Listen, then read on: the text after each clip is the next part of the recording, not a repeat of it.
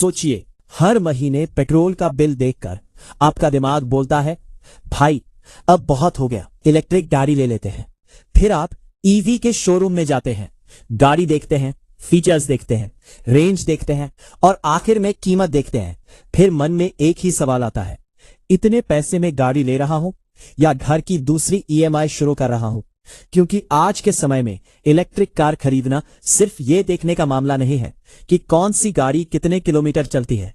किसी की रेंज शानदार है लेकिन कीमत देखकर बैंक बैलेंस डर जाता है। किसी की कीमत कम है लेकिन हाईवे पर जाने से पहले चार्जर ढूंढना पड़ता है।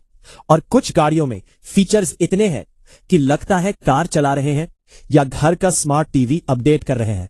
इसलिए आज हम सिर्फ कंपनी के बड़े बड़े दावे नहीं देखेंगे, हम देखेंगे कीमत, असली इस्तेमाल, रेंज, स्पेस, चार्जिंग, फीचर्स और सबसे जरूरी बात, आपके पैसे के लिए कौन सी ईवी सच में समझदारी है। और इस लिस्ट में एक ऐसी गाड़ी भी आने वाली है जिसे देखकर आपको लगेगा, भाई इतनी कीमत में इतना कुछ। लेकिन दूसरी तरफ एक ऐसी ईवी भी है जो कागज पर बहुत शानदार दिखती है और असली जिंदगी में कुछ सवाल खड़े कर देती है। तो अगर आप अगले कुछ महीनों में ईवी लेने का सोच रहे हैं, वीडियो को आखिर तक जरूर देखिए, क्योंकि हो सकता है जिस गाड़ी को आप अभी नंबर 1 समझ रहे हो वही आपकी जरूरत के हिसाब से सबसे सही ना निकले। तो चलिए बिना टाइम खराब किए शुरू करते हैं। Number 10, MG comet EV. List की शुरुआत करते हैं उस ईवी से जिसे देखकर पहली नजर में 2 सवाल आते हैं। पहला, ये कार है या शहर के लिए बनाई गई पॉकेट साइज मशीन? और दूसरा, इतनी छोटी गाड़ी में पार्किंग की समस्या भी छोटी हो जाती है क्या? नाम है MG कॉमेट ईवी। इसका सबसे बड़ा हथियार इसकी लंबाई नहीं बल्कि इसकी कॉम्पैक्ट साइज है।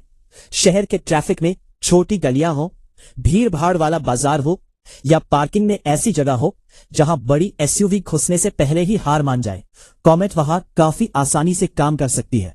इसकी कीमत करीब 7.80 लाख रुपए से शुरू होती है और इसमें 17.3 किलोवाट की बैटरी मिलती है। कंपनी की क्लेम रेंज करीब 230 किलोमीटर है। लेकिन यहां एक बात गांठ बांध लीजिए, क्लेम रेंज देखकर रियल वर्ल्ड रेंज की गारंटी मत समझ लेना।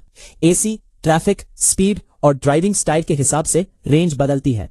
इसलिए कॉमेट को लेकर मेरी सोच बिल्कुल साफ है। अगर आपका काम है रोज शहर में जाना, ऑफिस, कॉलेज, मार्केट और रोज का रनिंग ज्यादा नहीं है, तो ये छोटी ईवी काफी प्रैक्टिकल हो सकती है। लेकिन अगर आप सोच रहे हैं कि इसी में पूरा परिवार बैठाकर लंबी हाईवे ट्रिप करेंगे, तो यहां कहानी थोड़ी बदल जाएगी। पीछे बैठने की जगह सीमित है, बूट स्पेस भी बहुत बड़ा नहीं है और 4 लोगों के साथ सामान रखकर लंबी यात्रा करना इसकी सबसे बड़ी ताकत नहीं है। यानी कॉमेट का फॉर्मूला सिंपल है, शहर के लिए छोटी और आसान ईवी, लेकिन एकमात्र फैमिली कार के रूप में लेने से पहले अपनी जरूरत जरूर देखिए, क्योंकि अगली गाड़ी थोड़ी ज्यादा ट्रेडिशनल है और पहली बार ईवी लेने वालों के लिए ज्यादा फेमिलियर भी लगेगी। Number 9, Tata Tiago EV. अब आते हैं टाटा टियागो ईवी पर। ये उन लोगों के लिए है जो ईवी तो चाहते हैं लेकिन पहली गाड़ी खरीदते समय बहुत ज्यादा एक्सपेरिमेंट नहीं करना चाहते। इसका डिजाइन आपको देखकर ये नहीं कहेगा कि मैं भविष्य से आई हूं, लेकिन शायद यही इसकी खासियत है। ये नॉर्मल कार जैसी दिखती है और चलाने पर इलेक्ट्रिक कार वाला स्मूथ एक्सपीरियंस देती है।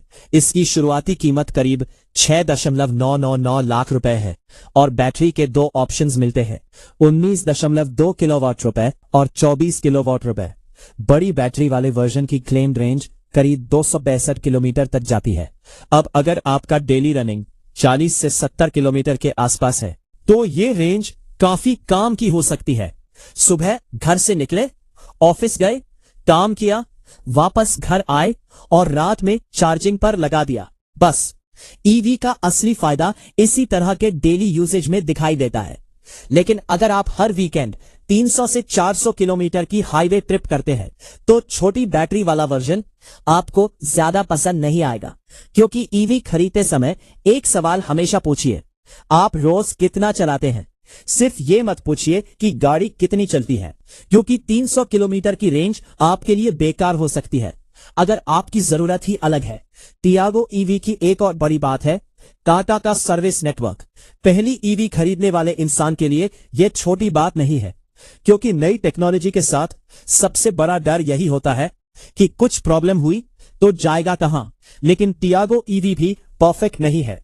पीछे 3 एडल्ट्स बैठेंगे तो ज्यादा आराम की उम्मीद मत रखिए, और लंबी हाईवे जर्नी के लिए इसकी रेंज को बहुत ज्यादा स्ट्रेच करना समझदारी नहीं होगी।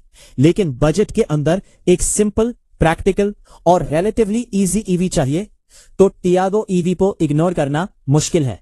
और अब लिस्ट में एक ऐसी गाड़ी आती है जिसने ईवी को सिर्फ सस्ता ट्रांसपोर्ट बनाने के बजाय कंफर्ट को ही अपना सबसे बड़ा हथियार बना लिया है। दोस्तों, वीडियो पसंद आ रही है तो एक लाइक कर दीजिए और चैनल को सब्सक्राइब कर लीजिए, और कमेंट में बताइए आप अगली वीडियो इस टॉपिक पर चाहते हैं। Number 8, MG Windsor EV. अब बारी है MG विंडसर ईवी की, और इसका नाम सुनते ही सबसे पहले जो चीज सामने आती है वो है इसका कैबिन। बाहर से ये जितनी बड़ी लगती है, अंदर बैठने पर उससे भी ज्यादा खुली महसूस होती है, खासकर पीछे की सीट। यहां MG ने एक ऐसी चीज दी है जो लंबे सफर में काफी काम आ सकती है। रियर सीट्स रिक्लाइन होती है, मतलब पीछे बैठा पैसेंजर सिर्फ बैठने के लिए नहीं, थोड़ा आराम करने के लिए भी बैठ सकता है। अगर आपका रोज का काम ट्रैफिक में घंटों बैठना है तो ये चीज छोटी नहीं है। इसके अलावा इसमें काफी बड़ा बूट भी मिलता है, और कैबिन में प्रीमियम फील देने की कोशिश साफ दिखाई देती है। लेकिन विंडसर का सबसे इंटरेस्टिंग हिस्सा है बैटरी एज अ सर्विस वाला ऑप्शन। यानी कुछ वेरिएंट्स में कार की कीमत कम दिखाई जाती है और बैटरी के लिए अलग पर किलोमीटर रेंटल स्ट्रक्चर आता है। यही आपको थोड़ा कैलकुलेटर निकालना पड़ेगा, क्योंकि कम स्टार्टिंग प्राइस देखकर खुश होने से पहले यह देखना जरूरी है कि आपकी मंथली रनिंग कितनी है। अगर आप बहुत ज्यादा किलोमीटर चलाते हैं तो बैटरी रेंटल का हिसाब अलग पड़ सकता है। इसलिए सिर्फ शोरूम प्राइस देखकर फैसला बिल्कुल मत करना। अब रेंज की बात। विंडसर में 38 किलोवाट आवर बैटरी मिलती है और इसकी क्लेम्ड रेंज करीब 132 किलोमीटर के आसपास है। यानी ये कोई 500 किलोमीटर वाली हाईवे मॉन्स्टर नहीं है, लेकिन सिटी और मिक्स्ड यूजेज के लिए इसका पैकेज काफी बैलेंस्ड हो सकता है। और इसकी सबसे बड़ी खूबी कंफर्ट है। अगर आपके परिवार में पीछे बैठने वाले लोग ज्यादा हैं और आपको कैबिन स्पेस चाहिए तो विंडसर काफी इंटरेस्टिंग ऑप्शन बनती है। लेकिन अब इसकी कमियां भी है। इसका डैशबोर्ड काफी स्क्रीन फोकस्ड है, और आजकल स्क्रीन्स जितनी बड़ी होती जा रही हैं उतना ही सवाल आता है कि भाई एसी चलाने के लिए भी टच स्क्रीन में जाना पड़ेगा क्या। चलती गाड़ी में फिजिकल बटन्स कई बार ज्यादा आसान होते हैं। इसके अलावा नई ईवी होने की वजह से लॉन्ग टर्म ओनरशिप और रीसेल का पूरा पिक्चर समय के साथ ज्यादा साफ होगा। फिर भी अगर आपका फोकस है स्पेस, कंफर्ट और प्रीमियम कैबिन, तो विंडसर को शॉर्टलिस्ट में रखना बिल्कुल बनता है। इससे छोटी जरूर है, पर इसकी पॉपुलैरिटी इतनी बड़ी है कि ईवी मार्केट में इसका नाम आते ही बाकी गाड़ियों को सीरियस होना पड़ता है। Number 7, Tata Punch EV. अब आते हैं टाटा पंच ईवी पर। अगर ईवी मार्केट में कोई ऐसी गाड़ी है जिसने लोगों को यह समझाया कि ईवी का मतलब छोटी हैचबैक ही नहीं होता, तो पंच ईवी उसका अच्छा एग्जाम्पल है। इसका एसयूवी जैसा स्टैंस है, ग्राउंड क्लियरेंस अच्छा है, कैबिन प्रैक्टिकल है, और सबसे बड़ी बात, ये साइज में इतनी बड़ी नहीं है कि सिटी ड्राइविंग मुश्किल हो जाए। इसकी कीमत करीब 9.17 लाख रुपए से शुरू होती है। बैटरी ऑप्शंस में 30 किलोवाट आवर और 40 किलोवाट आवर का ऑप्शन मिलता है। 40 किलोवाट आवर बैटरी वाले वर्जन की क्लेम्ड रेंज 480 किलोमीटर तक बताई जाती है। 468 समझकर हाईवे पर निकलना मत। रियल वर्ल्ड रेंज हमेशा ड्राइविंग कंडीशंस पर डिपेंड करेगी। फिर भी बड़ी बैटरी वाला Punch EV city plus occasional highway use के लिए काफी इंटरेस्टिंग पैकेज बनता है। इसमें फीचर्स भी कम नहीं है। बड़ी infotainment screen, digital display, 360 degree camera, connected technology और कई सेफ्टी फीचर्स। लेकिन पंच की सबसे बड़ी कमजोरी है रियर स्पेस। 4 लोग आराम से ट्रैवल कर सकते हैं, लेकिन अगर 5 बड़े अडल्ट्स को लंबे सफर पर बैठा दिया तो बीच वाला पैसेंजर शायद पूरी यात्रा में यही सोचता रहेगा कि मैंने घर पर रहने की जगह यहां आने का फैसला क्यों किया। बूट स्पेस ठीक है, लेकिन अगर आपका परिवार बड़ा है और हर ट्रिप पर बहुत सारा सामान जाता है तो थोड़ी बड़ी ईवी ज्यादा प्रैक्टिकल हो सकती है। और टाटा के टच स्क्रीन और सॉफ्टवेयर एक्सपीरियंस पर भी अलग अलग लोगों का एक्सपीरियंस अलग रहा है, इसीलिए टेस्ट ड्राइव के साथ फीचर्स खुद चेक करना जरूरी है। लेकिन ओवरऑल करीब 10 से 13 लाख के आसपास ईवी चाहिए। शहर में रोज का इस्तेमाल है, घर पर चार्जिंग पॉसिबल है, तो पंच ईवी एक काफी सेंसिबल ऑप्शन बनती है। लेकिन अब मुकाबला और इंटरेस्टिंग होने वाला है, क्योंकि अगली गाड़ी में महिंद्रा का नाम जुड़ा है, और जहां महिंद्रा का नाम आता है वह परफॉर्मेंस को नजरअंदाज करना मुश्किल होता है। Number 6 Mahindra XUV 3XO EV। अब नंबर 6 पर है महिंद्रा XUV 3XO EV। ये उन लोगों के लिए है जो ईवी को चाहते हैं, लेकिन चाहते हैं कि एक्सेलरेटर दबाते ही गाड़ी थोड़ी ज्यादा जोश में जवाब दे। इसमें करीब 39.4 किलोवाट आवर की बैटरी और 110 किलोवाट की मोटर सेटअप मिलता है। टॉर्क करीब 310 Nm तक है, और यही इसका बड़ा अट्रैक्शन है। ईवी का इंस्टेंट टॉर्क वैसे ही मजेदार होता है, और जब महिंद्रा इसमें परफॉर्मेंस का तड़का लगा दे तो सिग्नल पर गाड़ी छोड़ते समय चेहरे पर स्माइल आना स्वाभाविक है। इसकी कीमत करीब 13.89 लाख रुपए से शुरू होती है, और टॉप वेरिएंट लगभग 15 लाख रुपए के आसपास पहुंचता है। यानी 15 लाख के अंदर एक ऐसी इलेक्ट्रिक एसयूवी जिसमें परफॉर्मेंस भी है, फीचर्स भी है और रोड प्रेजेंस भी है। लेकिन अब असली सवाल, रेंज कितनी? इसकी क्लेम्ड रेंज करीब 351 किलोमीटर के आसपास है, और कंपनी ने इसे काफी प्रैक्टिकल तरीके से पोजीशन किया है। यानी ये सिर्फ ब्रोशर में बड़ी नंबर दिखाने की कोशिश नहीं करती। फिर भी हाईवे पर तेज चलाने की आदत है तो रेंज तेजी से नीचे जा सकती है, क्योंकि भाई 310 न्यूटन मीटर का टॉर्क सिर्फ हवा से नहीं चलता, बैटरी को भी उसका हिसाब देना पड़ता है। इसमें अच्छा कैबिन स्पेस मिलता है, फीचर्स भी काफी है, और ड्राइविंग एक्सपीरियंस इसकी बड़ी स्ट्रेंथ हो सकती है। लेकिन अगर आपकी प्रायोरिटी सिर्फ मैक्सिमम रेंज है तो ये शायद आपकी पहली पसंद ना बने। और अगर आपका इस्तेमाल ज्यादातर हाईवे पर है तो चार्जिंग नेटवर्क और रूट प्लानिंग पहले से देखना जरूरी है, क्योंकि ईवी में एक चीज हमेशा याद रखिए, गाड़ी कितनी दूर जा सकती है उससे ज्यादा जरूरी है कि रास्ते में चार्जिंग कहां मिलेगी। फिर भी अगर आपका बजट करीब 14 से 15 लाख है और आप एक ऐसी ईवी चाहते हैं जिसमें परफॉर्मेंस और एसयूवी वाला फील दोनों मिले, तो XUV 3XO EV काफी इंटरेस्टिंग पैकेज है। लेकिन अब यही से रैंकिंग का असली खेल शुरू होता है, क्योंकि पार्ट 2 में नंबर 5 से जो गाड़ियां आएंगी उनमें कुछ की रेंज इससे काफी ज्यादा है, कुछ ज्यादा प्रीमियम है, कुछ ज्यादा प्रैक्टिकल है, और नंबर 1 पर आने वाली गाड़ी का मुकाबला सिर्फ रेंज से नहीं होगा, उसका असली खेल होगा वैल्यू और ओवरऑल पैकेज। तो अगर आपको लग रहा है कि अभी तक आपकी पसंद की गाड़ी नहीं आई तो पार्ट 2 जरूर देखना, क्योंकि नंबर 5 से नंबर 1 तक मुकाबला काफी तगड़ा होने वाला है।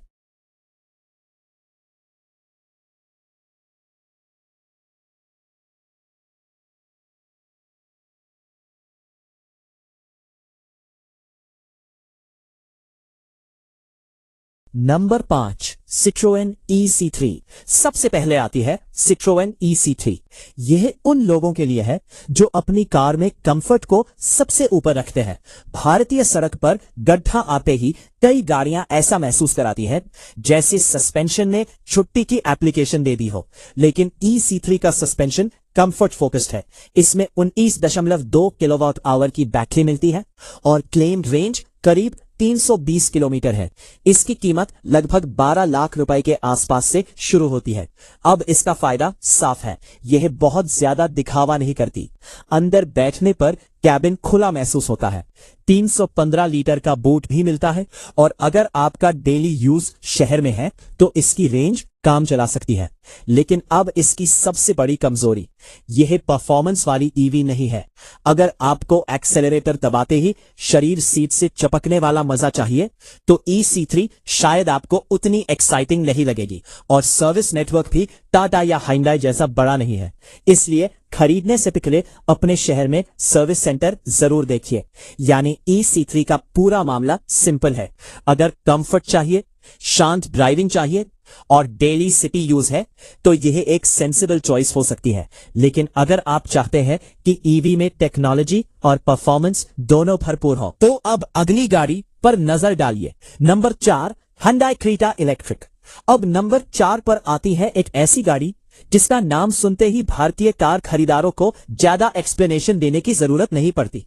Hyundai क्रीटा इलेक्ट्रिक, क्योंकि क्रीटा नाम पहले से ही लोगों के दिमाग में बैठा हुआ है और अब उसी फेमिलियर एसयूवी को इलेक्ट्रिक पावर मिल गई है। इसमें 42 किलोवाट आवर और 51.4 किलोवाट आवर बैटरी ऑप्शंस मिलते हैं। लॉन्ग रेंज वर्जन की सर्टिफाइड रेंज 510 किलोमीटर तक है और 100 किलोवाट से ज्यादा केपेबल डीसी फास्ट चार्जर पर 10 से 80% चार्जिंग करीब 39 मिनट में हो सकती है। अब बात आती है इसकी सबसे बड़ी ताकत की।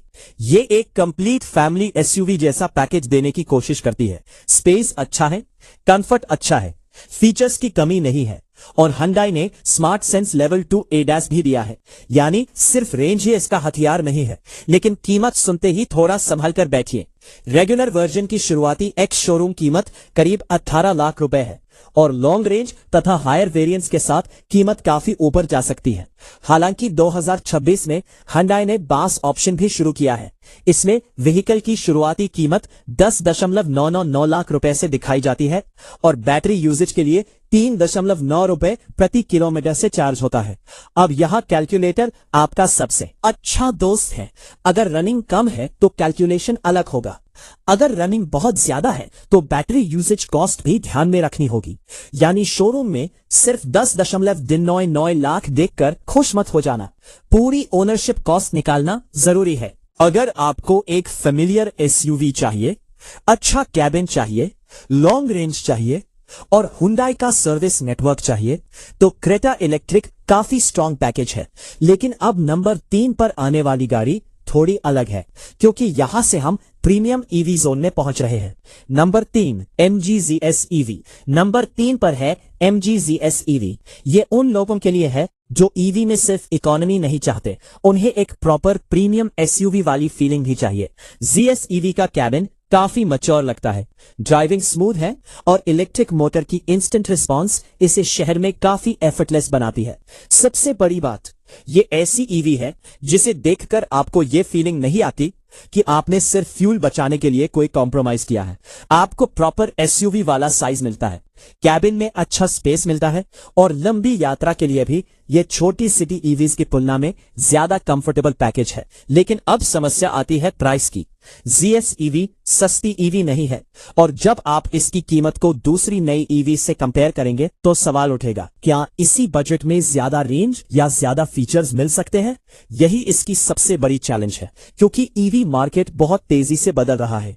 आज जो फीचर प्रीमियम लगता है, कल वही दूसरी गाड़ी में स्टैंडर्ड मिल सकता है और यही कारण है कि ZS EV को खरीदने से पहले आपको अपने यूजेज पर ध्यान देना चाहिए। अगर आपको रिफाइंड ड्राइविंग चाहिए, प्रीमियम कैबिन चाहिए और एक प्रॉपर इलेक्ट्रिक एसयूवी चाहिए तो ये अभी भी इंटरेस्टिंग ऑप्शन है।